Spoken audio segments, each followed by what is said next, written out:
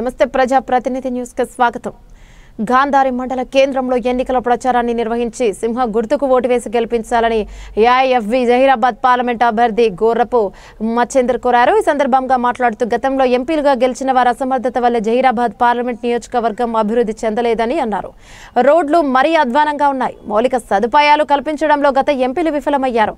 తనను గెలిపిస్తే జహీరాబాద్ పార్లమెంట్ నియోజకవర్గాన్ని ఆదర్శ నియోజకవర్గంగా తీర్చిదిద్దుతానన్నారు. నిత్యం ప్రజలకు అందుబాటులో ఉంటానని తెలిపారు. అవినీతి అక్రమార్కులపై సింహంలో గర్జిస్తా నిరుద్యోగులకు ఉపాధి అవకాశాలు కల్పిస్తామన్నారు. ఫార్వర్డ్ బ్లాక్ అభ్యర్థిగా పోటీ చేస్తున్నాను. నా పార్టీ యొక్క గుర్తు సింహం గుర్తు. ఈ పార్టీ సుభాష్ చంద్రబోస్ గారు స్వతంత్రానికి ముందు స్థాపించారు. నేను ఈ పార్లమెంట్ ఎన్నికల్లో ఎందుకు పోటీ చేస్తున్నానంటే ఇదివరకు ఎన్నుకోబడ్డ ప్రజాప్రతినిధులు ఏనాడు కూడా పేద ప్రజల సంక్షేమం కోసం ఆలోచించడం లేదు. ఎంతసేపు వాళ్ళ కాంట్రాక్ట్ల కోసం వాళ్ళ వ్యాపారాల కోసమే వాళ్ళు పనిచేస్తున్నారు తప్ప ఏనాడు కూడా ఇక్కడ ఎంతో పేదరికం ఉంది, ఈ పేద వాళ్ళను అభివృద్ధి చేద్దాం, ఉద్యోగ అవకాశాలు కలుగజేద్దాం అన్న ఆలోచన ఏనాడు ఈ ప్రజాప్రతినిధులకు లేదు. అంతేకాకుండా వీళ్ళు ఏనాడు కూడా పార్లమెంటు ఏ బిల్లు పైన కూడా మాట్లాడడం లేదు.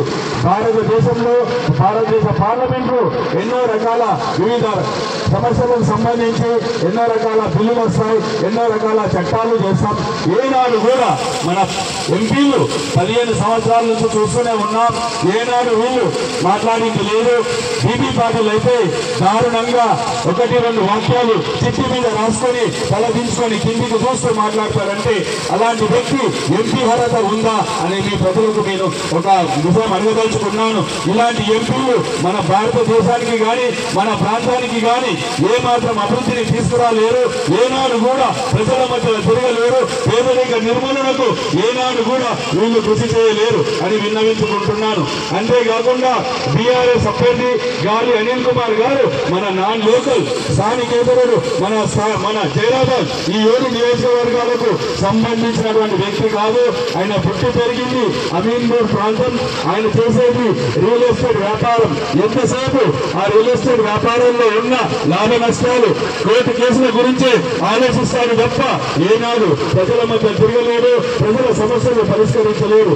అందుకని మీ ముగ్గురి కంటే నేనే బలమైన వ్యక్తిగా భావించి, నేనే సరైన వ్యక్తిగా భావించి నాకు నిస్వార్థంగా ప్రజలకు సేవ చేయాలి అన్న కాంక్ష బలంగా ఉండడం వలన నేను నిరంతరం ప్రజలుగా ఉంటూ మీ బిడ్డలాగా, మీ తమ్ముడిలాగా, మీ కొడుకులాగా ఉంటూ స్థానికంగా ఉంటూ మీ సమస్యలు విని అన్ని పరిష్కరించాలి అన్న పట్టుదల ఉండడం వలనే నేను ఎంపీగా పోటీ చేస్తున్నాను. అంతేకాకుండా నాకు సింహం గుర్తుకి ఓట్లు వేసి నన్ను పార్లమెంటుకు పంపిస్తే నేను ప్రతి బిల్లు పైన మాట్లాడతాను. ఏ బిల్లు అయినా కూడా ఇక్కడ పేదరిక నిర్మూలన కోసం ఉండాలి, భారతదేశ అభివృద్ధి కోసం ఉండాలి తప్ప ఏ బిల్లు అయినా ఓటు బ్యాంకు బిల్లులు వేస్తే మీ అందరూ మద్దతుతో పార్లమెంట్లో అడ్డుకుని తీర్చానని కూడా విన్నవించుకుంటున్నాను. మనకి ఎన్నో నిరుపేద కుటుంబాలు ఉన్నాయి, ఎంతో మందికి ఇల్లు లేదు. కేసీఆర్ సార్ కూడా డబ్బులు పెట్టుకుని ఇస్తా అని 10 సంవత్సరాలు కలలానే మిగిల్చారు తప్ప ఏనాడు అది సాకారం చేయలేకపోయారు. ఇలాంటివి ఎన్నో సమస్యలు ఉన్నాయి. నిరుద్యోగ వృద్ధి ఇస్తాని కూడా దాని గురించి ఏనాడు మాట్లాడింది లేదు. కాంగ్రెస్ ప్రభుత్వం ఎన్నో రకాల హామీలు ఇచ్చి, గ్యారంటీలు ఇచ్చి ఓట్లు దండుకొని అధికారంలోకి వచ్చింది. కానీ ఇప్పటికి ఇచ్చింది అరకొర ఉచిత బస్సు ప్రయాణం, అది కూడా టికెట్ల బస్సులతో చాలా అసౌకర్యంగా నడుస్తుంది.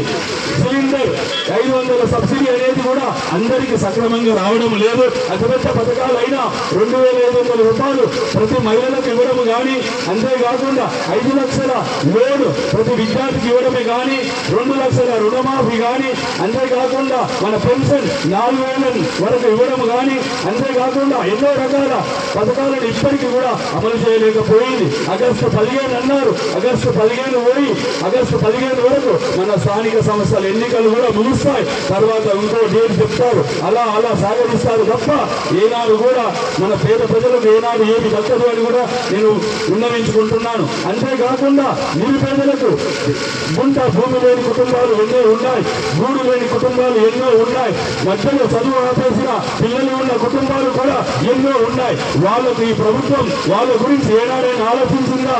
ఏనాడైనా ఏమైనా కార్యక్రమం చేపట్టిందా? మీరే ఆలోచించాలి ప్రజలారా.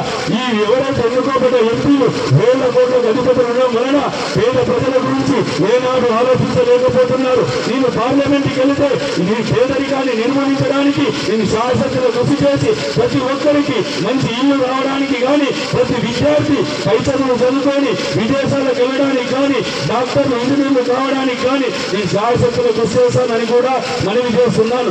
అంతేకాకుండా నిరుపేదలు ఉంటున్న కాలనీలు కానీ వాళ్ళ పరిసరాలు కానీ అంత మంచిగా ఉండడం లేదు. అన్ని రకాల మౌలిక సదుపాయాలు కలుగజేసి ఒక జైరాబాద్ పార్లమెంట్ అన్ని గ్రామాలను అన్ని పట్టణాలను సుందరీకరించి అద్దంలో తయారు చేసి పరిశుభ్రమైన వాతావరణంలో ఉన్నతమైన జీవితాన్ని పేదవాడైనా ధనవంతుడైనా ఎవరైనా గడిపేలాగా తప్పకుండా నేను కృషి చేస్తాను. దానికి మీరు నాకు మద్దతు ఇచ్చి ఈ సింహం గుర్తు ఓటు వేసి నన్ను పార్లమెంటుకు పంపండి. తప్పకుండా మంచి కోసమే పోరాడతాను, సత్యాన్ని గెలిపిస్తాను.